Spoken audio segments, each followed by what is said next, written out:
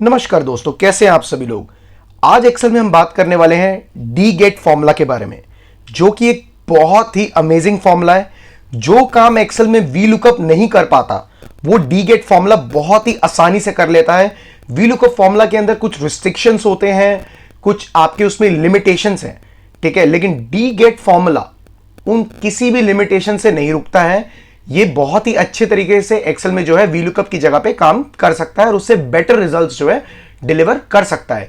तो लिमिटेशंस की मैं जैसे बात करूं, वी लुकअप में आप जो है अपने डेटा को सर्च करते हुए अपने प्रीवियस कॉलम में जाके सर्च नहीं कर सकते हैं, ठीक है। अगर मेरा क्राइटेरिया कॉलम ये है तो इससे आगे का ही डेटा जो मैं सर्च कर सकता हूं, बट डीगेट इस चीज को फॉलो नहीं करता है, वो इस रूल को ब्रेक कर सकता है, ठीक है। और दूसरी बात, अगर वी लुकअप फॉर्मूला में आप कोई कॉलम नंबर डिफाइन भी करते हैं, ठीक है ना, और फिर उसे ड्रैग करते हैं तो वो काम नहीं करता, क्योंकि आपको हर बार कॉलम नंबर बदलना पड़ेगा। लेकिन डी गेट फॉर्मूला इस रूल को भी ब्रेक कर देता है, इसे भी ओवरराइड कर सकता है। तो डी गेट एक बहुत ही पावरफुल फॉर्मूला है। हाँ, मैं समझ सकता हूं कि कुछ लोग एक्स लुकअप का यूज कर सकते हैं वी लुकअप की जगह पर, और तब उस जो है समस्या को खत्म किया जा सकता है, वहां पे आपको डी गेट की जरूरत नहीं है। लेकिन हर एक यूजर के पास एक्सेल का लेटेस्ट वर्जन नहीं होगा। कुछ लोग जो है कुछ पुराना वर्जन भी यूज कर रहे हैं जिसमें एक्स लुकअप का जो फॉर्मूला होता है वो अवेलेबल ना हो, तो उनके लिए डी गेट फॉर्मूला जो है बहुत ही बढ़िया फॉर्मूला है। तो आइए इसे यूज करके देखते हैं। तो डी गेट फॉर्मूला को यूज करने के लिए मैंने यहां पे कुछ एग्जाम्पल्स बना रखे हैं कि हम कैसे कैसे उसको यूज करेंगे। मैं आपको कुछ तरीके बताऊंगा कि कितने तरीके से डी गेट फॉर्मूला को जो हम यूज कर सकते हैं। और अगर आपने हमारे चैनल पे नए हैं और हमारे चैनल को सब्सक्राइब नहीं कर रखा तो चैनल को अभी सब्सक्राइब कर लीजिए और वीडियो को एंड तक जरूर देखना, ताकि आपको हर तरीके से जितने भी एग्जांपल्स मैं आपको बताऊंगा उन सभी तरीके से आपको जो है डी गेट फॉर्मूला यूज करना समझ आ जाए, ठीक है। तो आइए चलिए स्टार्ट करते हैं। सबसे पहले यहां पे मान लीजिए हम जो है एक किसी भी एक आईडी को, यहां पे एम्प्लॉयज की जो आईडी है उनमें से किसी एक आईडी को जो लिख लेते हैं, जो यहां पे ऑलरेडी गिवन है मेरे पास। जैसे कि ये वाली एक आईडी मैंने अपने क्राइटेरिया के लिए यहां पे लिख ली, जो यहां पे दे रखी है। अब मुझे यहां पे जो है एम्प्लॉय नेम सर्च करना है, ठीक है। तो मैं यहां पे फॉर्मूला लगाता हूं डी गेट। सबसे पहले मुझसे पूछ रहा है डेटाबेस। इसका सिंटैक्स बहुत ईजी है दोस्तों, वी लुकअप के मुकाबले इसका सिंटैक्स बहुत ही ज्यादा सिंपल है और बिल्कुल भी कॉम्प्लेक्स नहीं है। तो मुझसे पूछ रहा है डेटाबेस मेरा जो है क्या होगा। तो मैंने बोला ये पूरा का पूरा जो है मेरा डेटाबेस है, यानी कि जो भी ढूंढना है हमें इसी के अंदर ढूंढना है। उसके बाद मुझसे कॉमा मांग रहा है, मैंने कॉमा लगाया। मुझसे पूछता है कि आपकी फील्ड क्या रहेगी, ठीक है। अब फील्ड देने के तीन अलग अलग तरीके हैं दोस्तों। या तो मैं यहां पे लिख सकता हूं डबल कोटेड स्ट्रिंग के अंदर कि मेरी जो फील्ड रहेगी इसमें, ठीक है, वो मैं फील्ड देना चाहता हूं एम्प्लॉय नेम जो है मेरी फील्ड रहेगी, ठीक है। और जब भी आप कुछ टेक्स्ट लिखते हैं किसी फॉर्मूला के अंदर, ठीक है, सिंटैक्स के अंदर, तो आपको डबल कोटेड स्ट्रिंग्स के अंदर लिखना है, ठीक है दोस्तों। अब मुझसे पूछ रहा है कि आपका क्राइटेरिया क्या है। मैंने बोला मेरा क्राइटेरिया जो है ये आईडी है, यानी कि आईडी को आपको पूरा सेलेक्ट करना है और उस आईडी के साथ सेलेक्ट करना है, ठीक है। तो मैंने यहां पे उसे सेलेक्ट कर लिया। यहां पे मैं ब्रैकेट को क्लोज करूंगा। मैं जैसे ही एंटर करूंगा तो आप देखेंगे कि ये वाली जो आईडी थी, ठीक है ना, मैं यहां पे हाईलाइट कर देता हूं, ये वाली जो आईडी थी, ठीक है, उसके आगे का जो नाम था उसी डेटाबेस के अंदर एम्प्लॉय नेम के अंदर आके उसने मुझे ढूंढ के यहां पे डिलीवर कर दिया। तो ये तो था एक तरीका, ठीक है।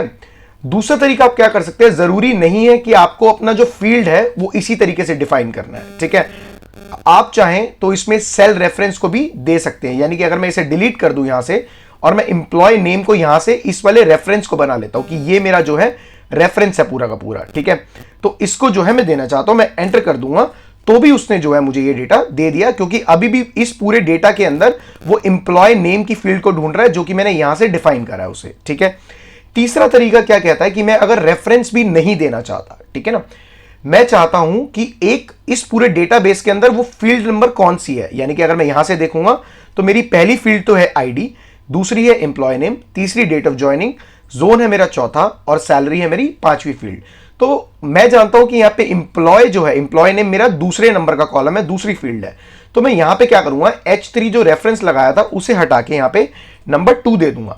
मैं एंटर करूंगा तो देखिए उसने तब भी जो है मुझे यहां पे रिजल्ट डिलीवर कर दिया, यानी कि सेम आईडी का जो नाम था वो इस पूरे डेटाबेस के अंदर गया, उसने मेरी फील्ड नंबर को सर्च करा और उसमें से क्राइटेरिया मेरा क्या सर्च करा, इसने मेरी आईडी को सर्च करा, आईडी के कॉलम में इस वाले सेल को सर्च करा, इस वाले टेक्स्ट को। ठीक है। तो इस तरीके से आपको जो 3 तरीके मैंने आपको बताया कि डी गेट को किस तरीके से आप लिख सकते हैं, उसमें अपना फील्ड जो है वो किस तरीके से मेंशन कर सकते हैं। ठीक है, ये तो था एक हमारा वे। ठीक है, अब आइए चलिए इसी तरीके से एक और आईडी, यहां पे मैं कुछ ज्यादा डेटा चाहता हूं, ये सारा का सारा डेटा यहां पे चाहता हूं। इस वाले तरीके में हम सीखेंगे कि वी लुकअप के अंदर जब मुझे अलग अलग कॉलम नंबर डिफाइन करने पड़ते हैं, यानी कि अगर मैं एक जगह वी लुकअप लगा दूंगा, जब उसको आगे ड्रैग करता हूं तो मुझे कॉलम नंबर्स जो है अलग से मेंशन करने पड़ते हैं, यानी किस कॉलम से डेटा उठाना है। लेकिन डी गेट में ऐसा आपको नहीं करना पड़ेगा। ठीक है, तो यहां पे मैं इसी आईडी नंबर को यहां पे जो है पेस्ट कर लेता हूं। ठीक है, हमें यहां पे सलमान का डेटा चाहिए। ठीक है, तो इंप्लॉय नेम के अंदर आके मैं सबसे पहले यहां पे लगाऊंगा डी गेट। मैंने यहां पे लगाया, मैंने इसको बताया मेरा जो पूरा का पूरा डेटाबेस है वो ये डेटाबेस है जिसके अंदर ढूंढना है। यहां पे हम अपनी रेंज को जो है फ्रीज कर देंगे F4 से, ताकि जब हम इसको आगे बढ़ाएं तो उसके बाद जो ये रेंज जो है वो आगे खिसके ना। ठीक है, तो यहां पे मैंने इसे फ्रीज कर दिया F4 प्रेस करके। अब फील्ड मुझसे मांग रहा है कि फील्ड क्या देना चाहता हूं मैं कहता हूं मेरी फील्ड जो है वो ये रहे एम्प्लॉय नेम। ठीक है, और मुझसे क्राइटेरिया मांग रहा है, क्राइटेरिया मैं अपना रखूंगा ये, और इस वाले को भी मैं जो है फ्रीज कर दूंगा ताकि जब मैं आगे ड्रैग करूं तो ये क्राइटेरिया की रेंज जो है आगे ड्रैग ना हो जाए। मैं यहां पे ब्रैकेट क्लोज करूंगा, इसे एंटर करूंगा। ठीक है, अब वी लुकअप में जब आप आगे ड्रैग करते हो तो आपको कॉलम नंबर डिफाइन करना पड़ता है। ठीक है ना, क्योंकि डेट ऑफ ज्वाइनिंग मेरा उससे अगले कॉलम में है। तो मैं इसे आइए डी गेट को जो है ड्रैग करके देखते हैं। जैसे ही मैंने ड्रैग करा तो देखेंगे आप कि यहां पे सारा डेटा मुझे दे दिया। हम यहां पे डेट का जो है फॉर्मेट चेंज कर लेंगे। ठीक है, तो सारा डेटा उसने बिना किसी कॉलम नंबर को मेंशन करे हुए मुझे दे दिया। बेसिकली हो क्या रहा है, अगर आप जोन में देखेंगे तो वो बोल रहा है सबसे पहले कि डेटाबेस इसी के अंदर ढूंढ रहा है। मैंने इसलिए फ्रीज कर दिया था ताकि ये जो मेरी रेंज है डेटाबेस की ये आगे ड्रैग ना हो। ठीक है, इसको मैंने फ्रीज नहीं करा था, तो ऑटोमेटिक एम्प्लॉय नेम से मेरी जो फील्ड है वो जोन के ऊपर आ गई। और मेरा ये जो मेरा क्राइटेरिया था, ठीक है ना, जो मेरा क्राइटेरिया था वो यहीं पे फ्रीज रहा, क्योंकि आईडी ही था जो मेरा क्राइटेरिया मुझे सेट करके रखना था। ठीक है, तो इस तरीके से ये वी लुकअप के उस कंस्ट्रेंट को ओवरराइड कर लेता है। वहां पे भी उसके ऊपर कोई बाधित नहीं होता है कि उसके अंदर कॉलम नंबर डिफाइन होना चाहिए। ठीक है, तो ये था हमारा एक और तरीका, ताकि ड्रैग करते हुए डी गेट आपकी कैसे हेल्प कर सकता है। अब एक और चीज करके देखते हैं। जो तीसरा रूल हमने बताया था कि वी लुकअप में वो आपके प्रीवियस कॉलम में जाके रिजल्ट नहीं ढूंढ पाता, उसके लिए आपको एक्स लुकअप का यूज करना पड़ता है।